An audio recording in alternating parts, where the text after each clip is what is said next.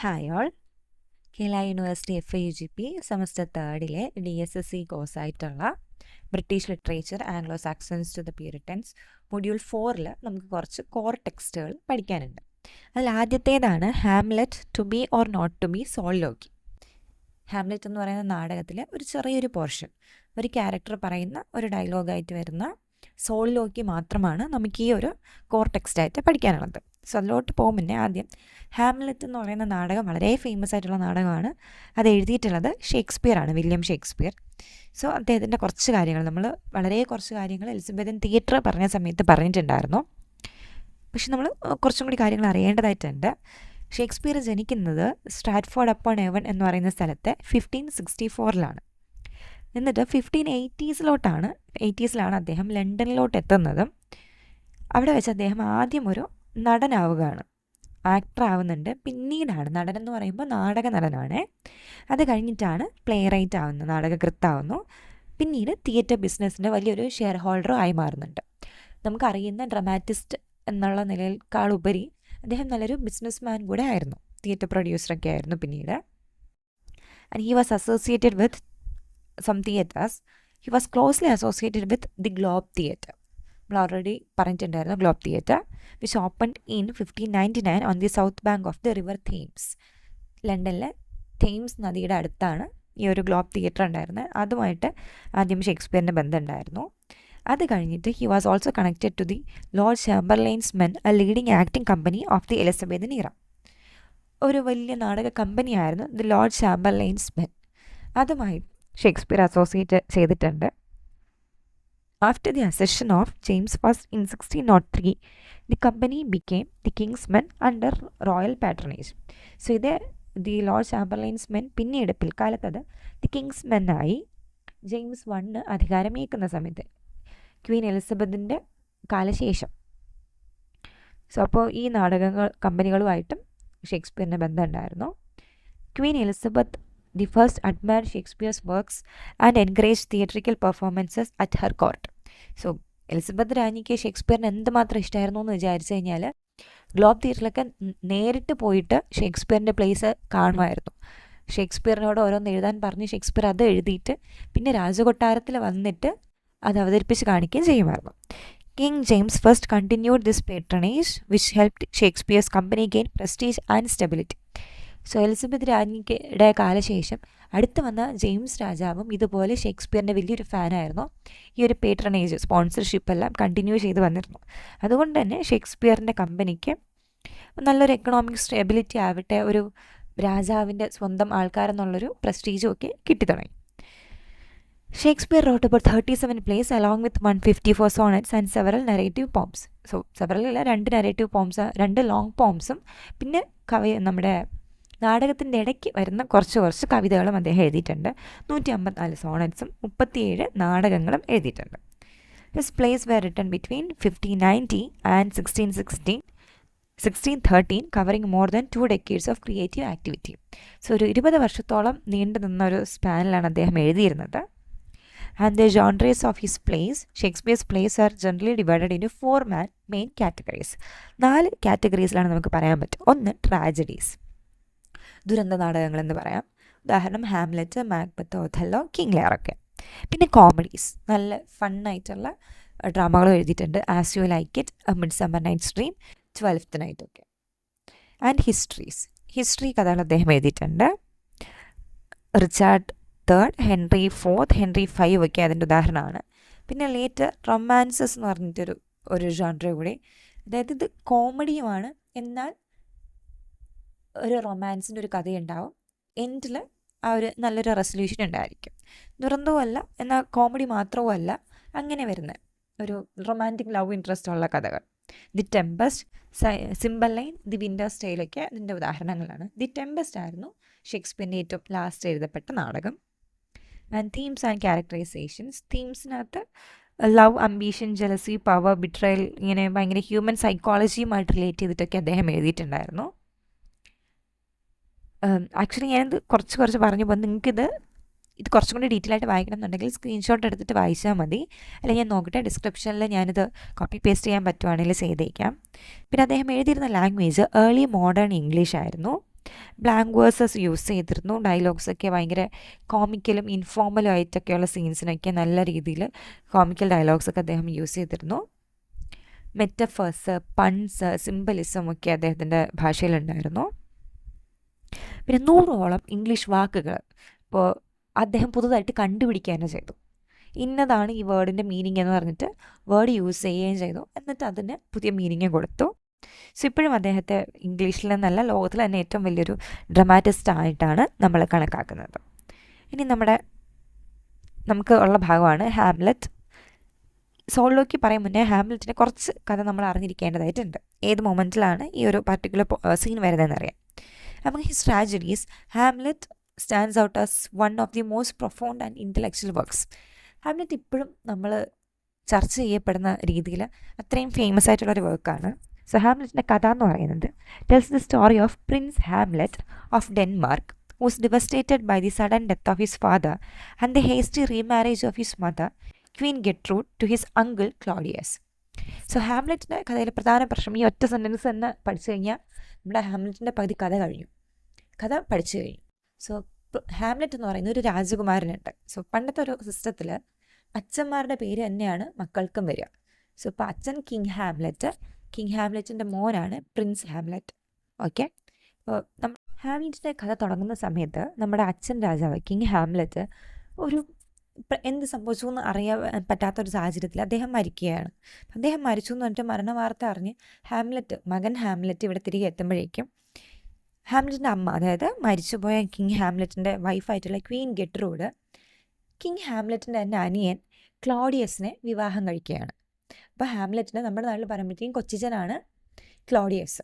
അപ്പോൾ കിങ് ആയിരുന്ന ഹാംലെറ്റിൻ്റെ അനിയൻ ക്ലോഡിയസിനെ ക്വീൻ വിവാഹം കഴിക്കുന്നുണ്ട്. അപ്പോൾ ഈ ഒരു സീനിലേക്കാണ് നമ്മുടെ മകൻ പ്രിൻസ് ഹാംലെറ്റ് എത്തുന്നത്. വെൻ ദി ഗോസ്റ്റ് ഓഫ് ഇനി എത്തുന്ന ഒരു സമയത്ത് കുറേ പ്രശ്നങ്ങളെന്ന് പറഞ്ഞു കഴിഞ്ഞാൽ ആൾക്കാരൊക്കെ പറയുന്നുണ്ട് കിങ് ഹാംലെറ്റ് ഉണ്ടല്ലോ, മരിച്ചുപോയ അദ്ദേഹത്തിൻ്റെ പ്രേതത്തിനെ എല്ലാവരും കാണുന്നുണ്ട്, ഗോസ്റ്റിനെ കാണുന്നുണ്ടെന്ന് പറഞ്ഞിട്ട് അങ്ങനെയാണ് മകൻ അവിടേക്ക് എത്തി ഇങ്ങനെ ആ ഒരു പ്രേതത്തിൻ്റെ സാന്നിധ്യം കണ്ടുപിടിക്കാനായിട്ട് ശ്രമിക്കുന്നുണ്ട്. ആൻഡ് ആക്ച്വലി പ്രേതം വരുന്നുമുണ്ട്, നമ്മുടെ നാടകത്തിൽ കിങ് ഹാംലെറ്റിൻ്റെ പ്രേതം വരുന്നുണ്ട്. And when the ghost of his father reveals that Claudius murdered him, Hamlet is thrown into a moral and psychological struggle between the duty of revenge and the fear of sin, damnation and uncertainty. അപ്പോൾ അങ്ങനെ നമ്മുടെ Hamlet ഇത് കണ്ടുപിടിക്കാനായിട്ട് രാത്രി രാജകൊട്ടാരത്തിൽ ഇത് കണ്ടുപിടിക്കാൻ ശ്രമിക്കുമ്പോൾ അച്ഛനായിട്ടുള്ള ഹാംലെറ്റിൻ്റെ പ്രേതം മുന്നേ വന്നിട്ട് പറയുന്നുണ്ട്, പ്രേതം എന്ന് പറയുന്നതിനേക്കാൾ ആത്മാവെന്നായിരിക്കും കുറച്ചുകൂടി ബെറ്റർ. ആത്മാവ് വന്നിട്ട് പറയുന്നുണ്ട്, എന്നെ കൊന്നതാണ്, ഞാൻ മരിച്ചതല്ല, എന്നെ ക്ലോഡിയസ്, എൻ്റെ സ്വന്തം അനിയൻ എൻ്റെ ചെവിയിൽ പോയിസൺ ഒഴിച്ചിട്ടാണ് കിങ് ഹാംലെറ്റിനെ കൊല്ലുന്നത്. അപ്പോൾ എൻ്റെ അനിയൻ എന്നെ അങ്ങനെ കൊന്നതാണ്, എന്നിട്ട് അവൻ എൻ്റെ ഭാര്യയും കല്യാണം കഴിച്ചു. സോ നീ എനിക്ക് വേണ്ടിയിട്ട് നീ റിവെഞ്ച് എടുക്കണം എന്ന് പറയും. സോ ഇത് കേട്ട് നമ്മുടെ മകൻ ഹാംലെറ്റ് ഞെട്ടിപ്പോവാണ്. എങ്ങനെയാണ് സ്വന്തം ജ്യേഷ്ഠനെ ക്ലോഡിയസിനെ കൊല്ലാൻ തോന്നിയത്? അപ്പോൾ ക്ലോഡിയസിനെ ജ്യേഷ്ഠനെ കൊന്നപ്പോഴത്തേക്കും കിട്ടിയ 2 കാര്യങ്ങളെന്ന് പറഞ്ഞാൽ, ഒന്ന് ജ്യേഷ്ഠത്തിനെ വിവാഹവും കഴിച്ചു, നമ്മുടെ ഫുൾ രാജ്യത്തിനെ, ഡെൻമാർക്ക് രാജ്യത്തിനെ ഭരിച്ച് കിങ് ആവാനും പറ്റി. ഇതിനൊന്നും ഒരു പ്രൂഫും ഇല്ല. ആൻഡ് ആക്ച്വലി ഹാംലെറ്റ് ഇപ്പോൾ ശരിക്കും പെട്ടു. ഇപ്പം റിവെഞ്ച് ചെയ്തേ പറ്റത്തുള്ളൂ. അച്ഛനെ ഒരാൾ കൊന്നിട്ടുണ്ടെങ്കിൽ അതിനെ റിവെഞ്ച് ചെയ്യണം. Also he's A devout Christian. അപ്പോൾ ക്രിസ്ത്യൻ വാല്യൂസ് വെച്ച് നോക്കുമ്പോഴത്തേക്കും മറ്റൊരാളുടെ ജീവൻ നമ്മൾ എടുക്കുന്നത് ഒരു പാപമായിട്ട് മാറും. ഈവൻ തോ ക്ലോഡിയസ് കൊന്നിട്ട് അയാൾ ചെയ്തതും ഒരു പാതകമാണ്, അല്ലെങ്കിൽ ഒരു പാപമാണ്. ഇനി അയാളെ കൊല്ലുമ്പോൾ ഹാംലെറ്റും അതിലൂടെ ഒരു പാപമല്ലേ ചെയ്യുന്നത്. സോ ഇങ്ങനൊരു തോട്ട് ഹാംലെറ്റിൻ്റെ ഉള്ളിലെത്തും. പക്ഷെ അങ്ങനെ വിചാരിച്ചിട്ട് ഈ അങ്കിളിനെ കൊല്ലാണ്ടിരുന്നു കഴിഞ്ഞാൽ അത് അച്ഛൻ്റെ ആത്മാവിനോട് ചെയ്യുന്ന തെറ്റല്ലേ. പിന്നെ മാത്രമല്ല, ഈ അച്ഛൻ്റെ ആത്മാവിനെ കണ്ടത് ഇനി ഒറിജിനൽ ആണോ, അത് ഹാലൂസിനേഷൻ ആണോ, ഇങ്ങനെയുള്ളൊരു ഡൗട്ടും ഹാംലെറ്റിൻ്റെ ഉള്ളിലുണ്ട്. This conflict between thought and action lies in the heart of the play. So ഈ ഒരു കോൺഫ്ലിക്റ്റ്, ചിന്തയുടെയും ആക്ഷൻ്റെ ഇടയിൽ വരുന്ന ഒരു കോൺഫ്ലിക്റ്റാണ് നമ്മുടെ ഈ ഒരു കഥയുടെ തന്നെ ഒരു മെയിൻ പ്ലോട്ട് എന്ന് പറയുന്നത്. The most famous moment of this inner struggle comes in the act 3 scene 1. അത് ഇമ്പോർട്ടൻ്റ് ആണ്, നമുക്ക് പ്രത്യേകിച്ചും സോളിലോക്കിയാണ് പഠിക്കാനുള്ളതായിട്ട്. ഇതെവിടെയാണ്, ഏത് ആക്റ്റിലാണ് വരുന്നതെന്ന് ചോദിച്ചു കഴിഞ്ഞാൽ 3ാമത്തെ ആക്റ്റിലെ ആദ്യത്തെ സീനായിട്ടാണ് നമ്മുടെ സോളിലോക്കി വരുന്നത്. സോളിലോക്കിയുടെ തുടക്കമാണ് to be or not to be, that is the question. So at this point of the play. ഈ ഒരു ഡയലോഗ് പറയുന്ന സമയത്ത് Hamlet is alone reflecting on life, death and the fear of what comes after death. So ഹാംലെറ്റിൻ്റെ മനസ്സിൽ രണ്ട് കാര്യം ചെയ്യാനുള്ളൂ. രണ്ട് കാര്യമില്ല, ആക്ച്വലി ഒരു കാര്യം ചെയ്യാനുള്ളൂ. അച്ഛനെ കൊന്ന ആളിനെ കൊന്നിട്ട് പ്രതികാരം വീട്ടുക, അല്ലെങ്കിൽ ഈ കണ്ടതൊന്നും സത്യമല്ല എന്ന് എഴുതിയിട്ട് മടങ്ങിപ്പോവുക. ഇവിടെ കൊട്ടാരത്തിൽ തന്നെ നിൽക്കാണ്ട് പഠിക്കുന്ന സ്ഥലത്തേക്ക് മടങ്ങി പോവുക എന്നൊരു കാര്യം കൂടെ ചെയ്യാൻ പറ്റത്തുള്ളൂ. This Solloki captures his hesitation, his philosophical nature and his inability to take decisive action. So ഹാംലെറ്റിൻ്റെ ഉള്ളിലുള്ള ഒരു വേണോ വേണ്ടേ എന്നുള്ളൊരു ഹെസിറ്റേഷൻ, ഞാനിത് ചെയ്യണോ വേണ്ടേ എന്നുള്ള ആ ഒരു ഹെസിറ്റേഷൻ, ഒരു വെപ്രാളവും കാര്യമൊക്കെയാണ് ഇതിനകത്ത് വരുന്നത്. സോ ഞാൻ കുറച്ച് നേരമായിട്ട് സോൾലോക്കി എന്ന് പറയുന്നു. എന്താണ് സോൾലോക്കി എന്ന് നോക്കാം. ഇത് നാടകത്തിൽ മാത്രമുള്ളൊരു ടെക്നിക്കാണ്. It's a speech in a play where a character speaks their thoughts aloud while alone on stage. So ഇതൊരു ഡ്രമാറ്റിക് ടെക്നിക്കാണ്. ഒരു കഥാപാത്രം സ്റ്റേജിൽ ഒറ്റയ്ക്ക് നിന്ന് ഡയലോഗ് പറയുന്നതിനെയാണ് സോളിലോക്കി എന്ന് പറയുന്നത്. അതേസമയത്ത് സ്റ്റേജിൽ മറ്റൊരു അംഗങ്ങളോ അല്ലെങ്കിൽ ആക്ടേഴ്സോ കഥാപാത്രങ്ങളോ ഒന്നും തന്നെ ഉണ്ടാവില്ല. It reveals the characters inner feeling, motives and conflicts directly to the audience. So ഒരു സെൽഫ് ടോക്ക് പോലത്തെ ഒരു സാധനമാണ്. ക്യാരക്ടറിൻ്റെ ഉള്ളിലുള്ള ചിന്തകളെല്ലാം ഓഡിയൻസിന് മനസ്സിലാവുന്ന കണക്കിനാണ് അവതരിപ്പിക്കുന്നത്. Unlike a monologue, it is not addressed to other characters but to oneself. So monologue എന്ന് പറയുന്നതും സോളിലോക്കും ഏകദേശം സെയിം ആണ്. ബിക്കോസ് ഒരാളാണ് ഡയലോഗ് പറയുന്നത്, ഒരാൾ മാത്രമാണ് സംസാരിക്കുന്നത്. പക്ഷെ മോണോലോഗ് കേൾക്കാൻ ഒരു വ്യക്തി ഉണ്ടാവും, സോളിലോക്ക് കേൾക്കാൻ സ്റ്റേജിൽ ആരും ഉണ്ടാവില്ല, ഓഡിയൻസ് മാത്രമാണ് ഈ പറയുന്നത് കേൾക്കുന്നത്. സോ അതാണ് സോളിലോക്കി. നമുക്കൊരു 2 മാർക്കിന് വേണമെങ്കിൽ ചോദിക്കാം എന്താണ് സോളിലോക്കി എന്ന്. അപ്പം നിങ്ങൾക്ക് ഈ ഒരു സോളിലോക്കിയുടെ ഈ 3 പോയിൻറ്റ്സും എഴുതാം. എന്നിട്ട് നിങ്ങൾക്ക് എന്നൊരു എക്സാമ്പിളായിട്ട് a major example അല്ലെങ്കിൽ a brilliant example of soliloquy is from the act 3 scene 1 of Hamlet എന്ന് പറഞ്ഞിട്ട് ഹാംലെറ്റിൻ്റെ സോളിലോക്കിയുടെ first line to be or not to be എന്ന് എഴുതി വയ്ക്കാം. ഇത്രയും കാര്യങ്ങൾ പറഞ്ഞാലാണ് നമുക്ക് നമ്മുടെ സോളിലോക്കിയിലേക്ക് എത്താൻ പറ്റുക. സോളിലോക്കി കുറച്ച് ചെറിയ ഒരു സംഭവമാണ്, നമുക്ക് പെട്ടെന്ന് നോക്കി തീർക്കാൻ പറ്റും. നമുക്ക് ലൈൻ ബൈ ലൈൻ ഈ ബ്ലൂ കളറിൽ ഇട്ടേക്കുന്നത് ഒറിജിനൽ ഷേക്സ്പിയർ എഴുതിയ ഡയലോഗും എഴുതിയിട്ടുള്ള വരികളും, ബ്ലാക്കിലുള്ള നമുക്ക് അതിൻ്റെ അനാലിസിസുമാണ്. So first opening line of the soliloquy is to be or not to be, that is the question. ഇപ്പോൾ ഫണ്ടമെൻ്റൽ ഡിലമയാണ് ഹാംലെറ്റ് നേരിടുന്ന ഏറ്റവും വലിയ പ്രശ്നമാണ്. Is it better to leave or to die? So ഹാംലെറ്റിന് മുന്നേ 2 ഓപ്ഷൻ ഉണ്ടെന്ന് പറയാമല്ലോ. ഒന്ന്, അയാളെ കൊല്ലുക, കൊന്നിട്ട് സന്തോഷമായിട്ട് ജീവിക്കുക. 2, എനിക്ക് വേറൊരാളെ കൊല്ലാൻ പറ്റില്ല എന്ന് മനസ്സിലാക്കിയിട്ട് സ്വയം മരിക്കുക. ഐദർ ഒരു മർഡർ ചെയ്യണം അല്ലെങ്കിൽ സൂയിസൈഡ് ചെയ്യണം. ഇൻ ബിറ്റ്വീൻ ഒരു സംഭവമില്ല. സോ അതാണ് ചോദിക്കുന്നത്, is it better to live or die? ഞാൻ ജീവിക്കുകയാണോ വേണ്ടത് അതോ ഞാൻ മരിക്കുകയാണോ വേണ്ടത്? This line captures the central conflict of existence versus non existence. ഞാൻ ഈ ലോകത്ത് ഉണ്ടാവണോ വേണ്ടയോ എന്നുള്ള ആ ഒരു ചോദ്യത്തിലാണ് സോളിലോക്കി തുടങ്ങുന്നത്. അഗൈൻ ബാക്കി, whether it's nobler in the mind to suffer the slings and arrows of outrageous fortune. അടുത്ത് അതേ ചോദിക്കുവാണ്, is it more honourable to endure life's hardships passively as if one were attacked by weapons of fate and chance? So എൻ്റെ നേർക്ക് വന്ന എൻ്റെ ഈ വിധിയും എൻ്റെ ഈ ചാൻസും, അതായത് എൻ്റെ അച്ഛൻ മരിച്ചു, എന്നിട്ട് എൻ്റെ അമ്മ അതിനെ പറ്റിയിട്ടൊന്നും ശ്രദ്ധിക്കാണ്ട് അച്ഛൻ്റെ അനിയനെ കല്യാണം കഴിച്ച് ജീവിക്കുവാണ്, അച്ഛനിതാ പ്രേതമായിട്ട് വന്നിരിക്കുന്നു. അപ്പം ഇതെല്ലാം ഞാൻ ഇനി എന്താണ് ചെയ്യേണ്ടത്? ഞാൻ ചെയ്യേണ്ട കാര്യം, ഏറ്റവും ഒരു അന്തസ്സുള്ള കാര്യം എന്ന് പറയുന്നത്, ഇതെല്ലാം ഞാൻ പാസീവായിട്ട് ഇതൊന്നും ഞാൻ കണ്ടിട്ടില്ല എന്ന് കരുതിയിട്ട് ഞാൻ ജീവിക്കുകയാണോ വേണ്ടത്? ഈ എൻ്റെ നേരെ വരുന്ന ഈ ബുദ്ധിമുട്ടും എൻ്റെ ഈ ഫെയ്റ്റ് എന്നെ കൊണ്ട് ഈ വിധിയും എല്ലാം ഞാൻ കാണാത്തതുപോലെ അങ്ങ് ജീവിച്ചാൽ മതിയോ എന്നുള്ളതാണ് അടുത്ത് ചിന്തിക്കുന്നത്. Or to take arms against a sea of troubles and by opposing end them. അടുത്ത ക്വസ്റ്റ്യൻ, ഞാൻ ഇങ്ങനെ ഇനാക്റ്റീവായിട്ടിരുന്നാൽ മതിയോ അതോ ഞാൻ എന്ത് ചെയ്യണം? ഈ കടൽ പോലെ എൻ്റെ നേർക്ക് വരുന്ന എല്ലാ പ്രശ്നങ്ങളുടെയും എതിരെ ഞാൻ നിൽക്കണോ? എതിർത്ത് ഞാൻ പോരാടണോ? സോ ഒന്നുകിൽ പാസീവായിട്ട് നിൽക്കാം, അല്ലെങ്കിൽ the alternative is to resist and fight against life struggles and perhaps overcome them. So എതിരായിട്ട് പോരാടുമ്പോൾ ചിലപ്പോൾ ഓവർകം ചെയ്യാൻ പറ്റുമായിരിക്കും. ഇവിടെ സി എന്ന് പറയുന്നത് എന്തുമാത്രം ട്രബിൾസ് മുന്നേ ഉണ്ട് എന്നുള്ള കാര്യമാണ്. ഇപ്പോൾ ഹാംലെറ്റിന് അറിയാത്ത കുറേ കാര്യങ്ങളുണ്ട്. അച്ഛൻ്റെ ഗോസ്റ്റ് തന്നെ ഉള്ളതാണോ എന്ന് ഉറപ്പില്ല, ഇനി ഗോസ്റ്റ് പറഞ്ഞ കാര്യം ഉള്ളതാണോ എന്ന് ഉറപ്പില്ല, ഇനി അങ്കിൾ തന്നെയാണോ കൊന്നതെന്ന് മറ്റാരുടെയും മുന്നേ കാണിക്കാൻ പ്രൂഫൊന്നും ഈ ഒരു കഥയിൽ പറയുന്ന മൊമെൻറ്റിൽ കയ്യിലില്ല. അമ്മയ്ക്ക് ഇതിലെന്തെങ്കിലും പങ്കുണ്ടോ എന്ന് അറിയില്ല. മാത്രമല്ല, ഹാംലെറ്റ് കൊല്ലേണ്ട വ്യക്തി എന്ന് പറയുന്നത് അവിടുത്തെ കിങ് ആണിപ്പോൾ, the most powerful person in that country. അദ്ദേഹത്തിനെയും കൊല്ലാൻ പറ്റുമോ? ഇങ്ങനെയുള്ള കുറേ കടൽ പോലെയാണ് ഹാംലെറ്റിൻ്റെ മുന്നേ ഉള്ള ട്രബിൾസ്. സോ അവിടെ നമുക്ക് വേണമെങ്കിൽ ഒരു ക്വസ്റ്റ്യൻ എക്സ്പെക്ട് ചെയ്യാം, ഈ സീ ഓഫ് ട്രബിൾസ് എന്നുകൊണ്ട് എന്താണ് ഉദ്ദേശിക്കുന്നത്? അടുത്ത ഒറ്റ ടു ഡൈ, ടു സ്ലീപ്പ് എന്ന് പറഞ്ഞിട്ടൊരു ഡാഷ് ആണ്, അതും ഒരു ടെക്നീക്കാണ്. സോ ഇവിടെ ഹാംലെറ്റ് ഡെത്തിനെ ഉറക്കവുമായിട്ട് പറയുവാണ്, അല്ലെങ്കിൽ a peaceful end to suffering. ഞാൻ മരിച്ചു കഴിഞ്ഞാൽ എനിക്ക് ഈ പ്രശ്നമൊന്നും നേരിടേണ്ടി വരില്ല. ആ പോസ് എന്നിട്ട് വരുന്നത് it's A reflection of hesitation and A deepening thought. അല്ലെങ്കിൽ ഞാൻ എങ്ങനെയാണ് മരിക്കുക?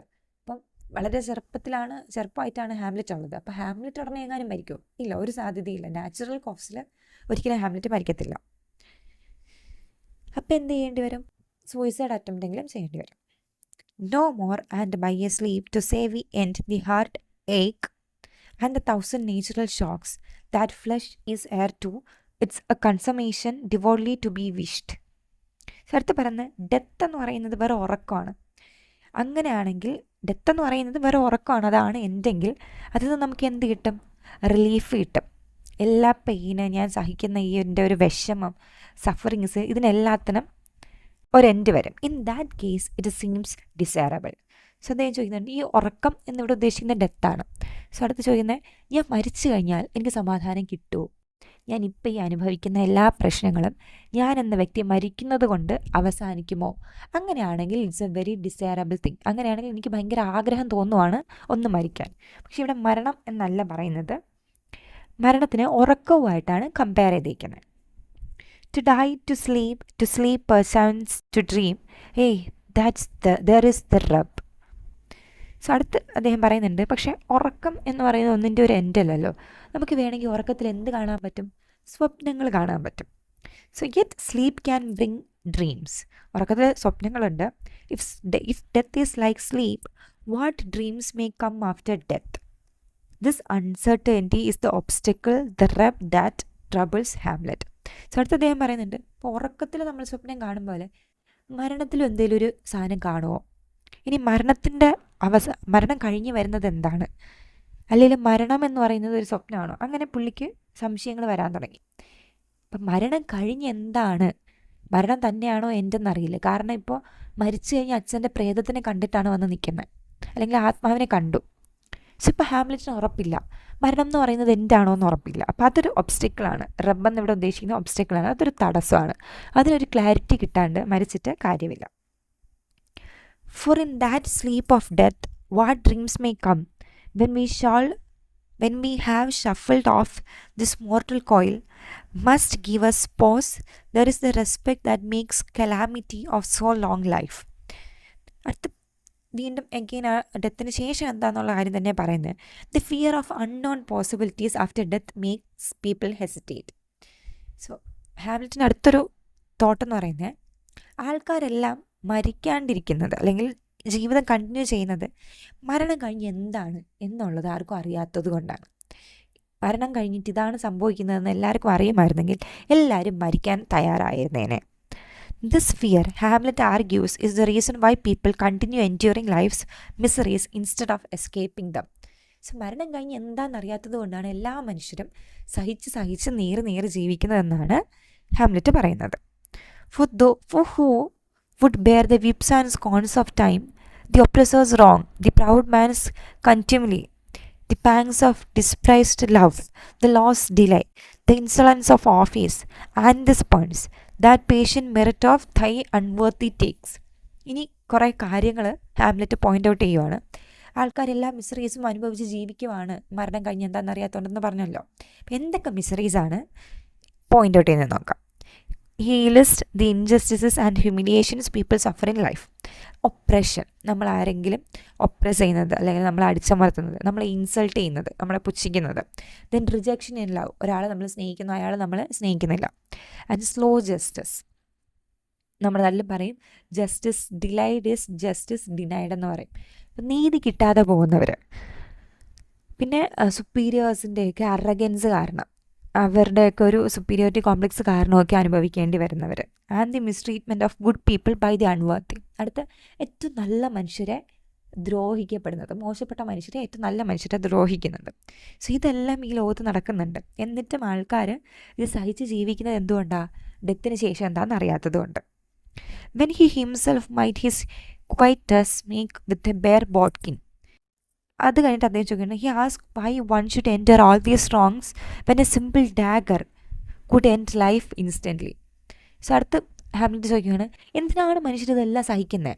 ബിക്കോസ് ഒരു ബെയർ ബോട്ട്കിൻ എന്നിവിടെ ഉദ്ദേശിക്കുന്നത് ഡാഗറിനാണ്, അതായത് കത്തി. ഒരു ചെറിയൊരു കത്തി കൊണ്ട് നമുക്ക് ലൈഫിനെ തന്നെ എൻഡ് ചെയ്യാം. സോ ഇതിൽ ഇപ്പോൾ വളരെ ക്ലെവറായിട്ട് Shakespeare എഴുതിയേക്കുവാണ്.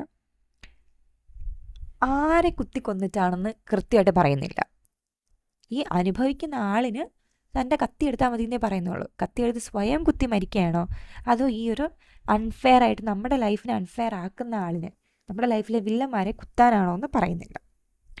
Who would fardels bear to grunt and sweat under a weary life? Why would any one continue to carry burdens and toil painfully under life's weight? So എന്തിനാണ് നമ്മളിങ്ങനെ സഹിച്ച് പോകുന്നത്? ഈ ബേർഡൻസിനെയൊക്കെ നമ്മൾ എന്തിന് സഹിക്കണം? But that the dread of something after death, the undiscovered country from whose bound not traveler returns, puzzles the will and make us rather bear those ills we have than fly to other that we know not of. അടുത്ത് അതിൻ്റെ answer അദ്ദേഹം തന്നെ പറയുന്നു. എന്തുകൊണ്ട് ആൾക്കാർ ഇതെല്ലാം സഹിച്ച് ഇവിടെ ജീവിക്കുന്നു? Fear of after life. Life കഴിഞ്ഞ് എന്തെങ്കിലും ബാക്കിയുണ്ടോ? ലൈഫിൻ്റെ എൻ്റെ ഡെത്ത്, ആ ഡെത്ത് കഴിഞ്ഞ് എന്തെങ്കിലും ബാക്കിയുണ്ടോ എന്ന് അറിയില്ല. Because death is an undiscovered country. Death ഇന്ന് വരെ ആരും കണ്ടുപിടിച്ചിട്ടില്ല. ആൻഡ് അവിടെ എത്തിച്ചേർന്നവരാരും തിരികെ വന്ന് അവിടെ എന്താണെന്നുള്ള കാര്യം പറയുന്നുമില്ല. This mystery confuses human resolve and persuades us to enter familiar suffering rather than risk unknown possibilities. So ഈ ഒറ്റ കാരണം കൊണ്ടാണ് നമ്മളിവിടെ ഉള്ള ഈ പുച്ഛവും ഈ സഫറിങ്സും ഒക്കെ സഹിച്ച് ഇവിടെ ജീവിക്കുന്നത്. കാരണം അപ്പുറത്തുള്ളതിൻ്റെ റിസ്ക് എന്താണെന്ന് നമുക്കറിയില്ല. ഈ നാടകത്തിലും ഹാംലെറ്റ് അച്ഛനെ കാണുമ്പോഴത്തേക്കും ചോദിക്കുന്നുണ്ട്, അവിടെ എങ്ങനെയാണ് ആഫ്റ്റർ ലൈഫ്, എന്താണ്, എവിടെയാണ് താമസം എന്നൊക്കെ ചോദിക്കുന്നുണ്ട്. പക്ഷേ ആത്മാവ് ഒന്നും വിട്ട് പറയുന്നില്ല. എന്നിട്ട് പറയുന്നുണ്ട്, പുലർക്കാലത്ത് സൂര്യപ്രകാശം അദ്ദേഹത്തിന് ഏൽക്കാൻ പാടില്ല എന്ന് പറഞ്ഞിട്ട് അങ്ങ് മാഞ്ഞു പോകുന്ന ഒരു സംഭവമാണ്.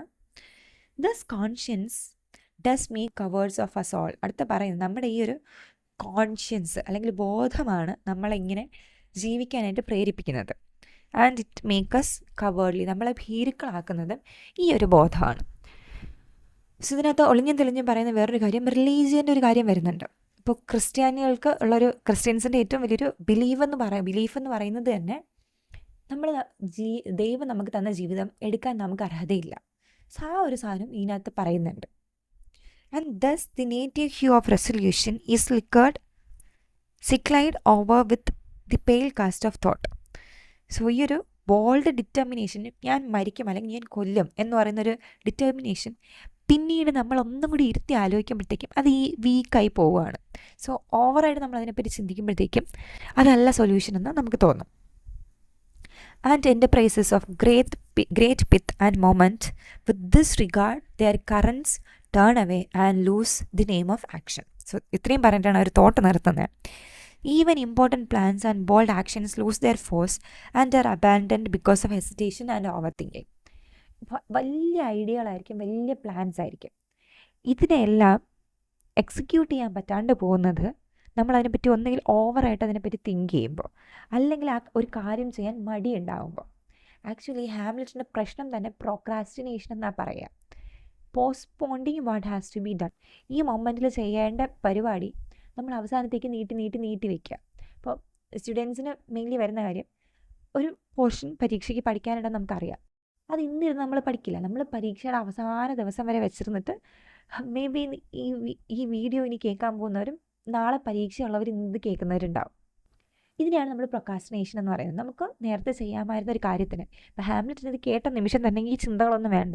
അച്ഛൻ്റെ ആത്മാവ് പറഞ്ഞ നിമിഷം തന്നെ പോയിട്ട് അങ്കിളിനെ കൊല്ലാം, അല്ലെങ്കിൽ ഇത് ആൾക്കാരുടെ അടുത്ത് ഷെയർ ചെയ്യാം. ഹാംലെറ്റ് ഒന്നും ചെയ്യില്ല. ഹാംലെറ്റ് ഇങ്ങനെ നീട്ടി വെച്ച് അതാണ് ഈ ഡ്രാമ. ഹാംലെറ്റ് എന്ന് പറഞ്ഞ ഡ്രാമ ഒരു ദുരന്ത നാടകം ആവാനുള്ളൊരു റീസൺ പോലും അതാണ്. Then soft you now, the fair Ophelia, nymph in thy orisons, B all my since remembered. അപ്പോൾ ഈ ഒരു സോളിലോക്കി ഇവിടെ തീരുവാണ്. ഈ നേരത്തെ പറഞ്ഞ ഈ and lose the name of ആക്ഷനിൽ അത് അവസാനിക്കുന്നുണ്ട്. അടുത്ത ഡയലോഗിൽ ഒഫീലിയ ഇങ്ങോട്ട് വരുന്നുണ്ട് എന്ന് പറയുന്നുണ്ട്. ഒഫീലിയ എന്ന് പറയുന്നത് ഹാംലെറ്റ് എന്ന് പറയുന്ന നാടകത്തിലെ ഹാംലെറ്റിൻ്റെ ലവ് ഇൻട്രസ്റ്റ് ആണ്. ഹാംലെറ്റിന് ഇഷ്ടമുള്ളൊരു കുട്ടിയാണ്. അപ്പോൾ അത്രയും ഭയങ്കര അതീവ സുന്ദരിയാണ്. അതുകൊണ്ട് അപ്സരസ് നിംഫ് എന്നൊക്കെയാണ് പറയുന്നത്. സോ ഒഫീലിയ അതാ വരുന്നുണ്ട്, ഞാൻ ഇനി എന്ത് ചെയ്യാൻ പാടില്ല, എൻ്റെ ഈ ഒരു തോട്ടിൽ നിന്നല്ല മാറണം എന്ന് പറഞ്ഞ് ആണ് ഒരു സോളിലോക്കി അവസാനിപ്പിക്കുന്നത്. സോ ഇനി ഈ നാടകത്തിൽ ഇതിൻ്റെ ഒരു റെലവൻസ് എത്രത്തോളം ഉണ്ടെന്ന് ചോദിച്ചു കഴിഞ്ഞാൽ, the soliloquy dramatises Hamlet's deepest conflict whether to end your life suffering or to end it and why he hesitates to act. So ഹാംലെറ്റിൻ്റെ മനസ്സ് ഓഡിയൻസിന് പറഞ്ഞു തരുവാണ്. ഹാംലെറ്റിൻ്റെ മനസ്സിൽ എന്തൊക്കെയാണുള്ളത്, എന്തൊക്കെയാണ് സഹിക്കുന്നത്, എന്തുകൊണ്ടാണ് ഇദ്ദേഹം ഒരു കാര്യം ചെയ്യാൻ ഈ ഒരു ഹെസിറ്റേഷൻ വെച്ചിരിക്കുന്നത്, ഒരു മടിയോ അല്ല, ചെയ്യാൻ പറ്റുന്നില്ല, അതെന്തുകൊണ്ടാണ്, ഈ ഒരു തോട്ട് കാരണമാണ്. ഇനി ഞാൻ അയാളെ കൊന്നു കഴിഞ്ഞാൽ ഞാൻ പാവിയാകുമോ, അല്ല ഞാൻ മരിച്ചു കഴിഞ്ഞാൽ എനിക്ക് എന്ത് സംഭവിക്കും, ഈ തോട്ടുകളൊക്കെയാണ്. It shows his philosophical nature, his fear of the after life and his paralysis caused by too much thought. ഒരുപാട് കാര്യം ആലോചിച്ച് അദ്ദേഹം പാരലൈസ്ഡ് ആവുകയാണ്, ഒന്നും ചെയ്യാൻ പറ്റുന്നില്ല. ഒരുപാട് ആലോചിച്ച് കൂട്ടിയിട്ട് ഇനാക്റ്റീവായിട്ടിരിക്കുവാണ്. Then Shakespeare gives the speech a universal scope. Though it arises from Hamlet's situation, it speaks to the condition of all humanity. Shakespeare വളരെ ബ്രില്യൻ്റ് ആയിട്ട് ഹാംലെറ്റ് പറയുന്ന കാര്യം ഹാംലെറ്റിന് മാത്രമല്ല, കേട്ടുകൊണ്ടിരിക്കുന്ന ഓരോ വ്യക്തിക്കും റിലേറ്റ് ചെയ്യാൻ പറ്റും. നമുക്ക് എല്ലാവർക്കും ഏതെങ്കിലും ഒരു പോയിന്റിൽ ഇതെല്ലാം കളഞ്ഞിട്ട് ഇവിടെ നിന്ന് ഓടാൻ പറ്റിയിരുന്നെങ്കിൽ, അല്ലെങ്കിൽ വേറെ ലൈഫിൽ എന്താണ്, ഡെത്ത് കഴിഞ്ഞിട്ട് എന്താണെന്നുള്ളത് ഒരിക്കലെങ്കിലും ചിന്തിക്കാത്ത ആൾക്കാരുണ്ടാവില്ല. സോ ഇതെല്ലാം ഷേക്സ്പിയർ അത്രയും ബ്രില്യൻ്റ് ആയിട്ട് എഴുതിയേക്കുവാണ്. And then dramatically it gives Hamlet and the audience a moment of reflection before he re-enters external conflict. അപ്പോൾ പുറത്തുനിന്ന് വരുന്ന ബാക്കി കാര്യങ്ങളുടെ ഇടയിൽ ഹാംലെറ്റിനും ഓഡിയൻസിനും മാത്രമായിട്ട് കിട്ടുന്ന ഒരു മൊമെൻ്റാണിത്. ഇനി ഇതിനകത്ത് പറഞ്ഞു പോകുന്ന തീംസ് എന്ന് പറയുന്നത് തന്നെ സൂയിസൈഡ് വേഴ്സസ് മെറ്റഫറിക്കൽ ഡെത്ത്. ഇനി ഇടയിലൂടെ ഹാംലെറ്റ് ഇങ്ങനെ പറയുന്നുണ്ട്, ഇപ്പം ഞാൻ എപ്പോഴാണ് മരിക്കുന്നത്, ഹാംലെറ്റിൻ്റെ മനസ്സ് ഓൾറെഡി മരിച്ചു കഴിഞ്ഞു, അമ്മ ഇങ്ങനെയായി അച്ഛൻ ഇങ്ങനെയായി എന്നുള്ളത് ആലോചിച്ചിട്ട് തന്നെ മരിച്ചു കഴിഞ്ഞു. സോ അത് വെച്ചിട്ടും പറയുന്നുണ്ട്, ഇനി ഒരാളെ കൊലപാതകം ചെയ്തിട്ട് ഞാൻ മരിച്ചു കഴിഞ്ഞാൽ ഞാൻ എത്ര നല്ല ആളായിരിക്കും, ഞാൻ ക്ലോഡിയസിനെ കൊന്നു കഴിഞ്ഞാലും ഞാൻ ദുഷ്ടനല്ലേ, എങ്കിൽ ഞാനും അയാൾ ചെയ്ത് അതേ തെറ്റല്ലേ ചെയ്യുന്നത്, അയാൾ ചേട്ടനെ കൊന്നു, ഞാൻ എൻ്റെ അങ്കിളിനെ കൊന്നു, ഇനി കൊന്നില്ലെങ്കിലോ, അച്ഛനെ കൊന്ന ആളിനെ ഞാൻ വെറുതെ വിട്ടു, അപ്പോഴും എന്ത് സംഭവിക്കും, ദൈവത്തിൻ്റെ കണക്ക് പുസ്തകത്തിൽ ഞാനൊരു മോശപ്പെട്ട വ്യക്തിയാണ്, ആ ഒരു തോട്ട് വരുന്നുണ്ട്. Then fear of the unknown or the after life discuss ചെയ്ത കാര്യമാണ്, മരണത്തിന് ശേഷം എന്തുണ്ടാവും എന്നുള്ളൊരു പേടി. Then conscious religion and moral weight. Same പറഞ്ഞ കാര്യങ്ങൾ തന്നെയാണ്, കൊന്നു കഴിഞ്ഞാൽ പാപിയാകുമോ, എൻ്റെ മതം എന്നെ ഇതിന് അനുവദിക്കുന്നുണ്ടോ, എൻ്റെ ബോധം, എൻ്റെ ശരിയായിട്ടുള്ള ബോധ്യം എന്നെ ഇതിന് അനുവദിക്കുന്നുണ്ടോ. ആക്ഷൻ വേഴ്സസ് ഇനാക്ഷൻ, ഞാനൊരു കാര്യം ചെയ്യണോ വേണ്ടേ, അതാണ് to be or not to be. Then ambiguity versus universality. Same ടൈമിൽ ഹാംലെറ്റിന് മാത്രമുള്ള ഒരു കാര്യമായിട്ടും ഈ ഒരു സോളിലോക്കി വരുന്നുണ്ട്, എൻറ്റയർ ഹ്യൂമൻ ബീയിങ്സിനുള്ള ചോദ്യവും. ഇപ്പോൾ ഹാംലെറ്റിൻ്റെ സ്ഥാനത്ത് നമ്മൾ ഓരോരുത്തരായിരുന്നെങ്കിൽ നമ്മൾ എന്ത് ചെയ്യും എന്ന് ചോദിച്ചു കഴിഞ്ഞാൽ നമുക്ക് പെട്ടെന്ന് എടുത്തടിച്ചൊരു ഉത്തരം പറയാൻ പറ്റില്ല. നമ്മൾ പോയി ആ രാജാവിനെ കൊല്ലുമോ, നമ്മൾ എന്താ ചെയ്യുക, നമുക്ക് അറിയത്തില്ല. സോ നിങ്ങളൊന്ന് ആലോചിക്കുക, നിങ്ങളായിരുന്നെങ്കിൽ എന്ത് ചെയ്യുന്നുള്ളത്. സോ ഇത്രേ ഉള്ളൂ ഈ കാര്യങ്ങൾ നോക്കാനായിട്ട്. മനസ്സിലായി കാണുമെന്ന് വിചാരിക്കുന്നത് എളുപ്പമാണ്. ഒന്നും കൂടി ഒന്ന് വായിച്ചിരുന്നിട്ട് മെയിൻ ആ ഒരു ക്രക്സ് ഐഡിയ മാത്രം നോക്കി വെച്ചിരുന്നാൽ മതി. ടൈമുള്ളവരാണെങ്കിൽ ഹാംലെറ്റിൻ്റെ സ്ഥാനത്ത് നിങ്ങളാണെങ്കിൽ നിങ്ങൾ എന്ത് ചെയ്യും എന്നുള്ളതൊന്ന് കമൻറ്റഡ് ആവുമോ. എനിക്ക് അത്രേ ഉള്ളൂ. എന്തെങ്കിലും സംശയം ഉണ്ടെങ്കിൽ ചോദിക്കാം. Thank you for watching. എല്ലാം മനസ്സിലായി കാണുമെന്ന് ഞാൻ വിചാരിക്കുവാണ്. ഇല്ലാന്നുണ്ടെങ്കിലും കമൻറ്റ് ചെയ്യുക. Thank you.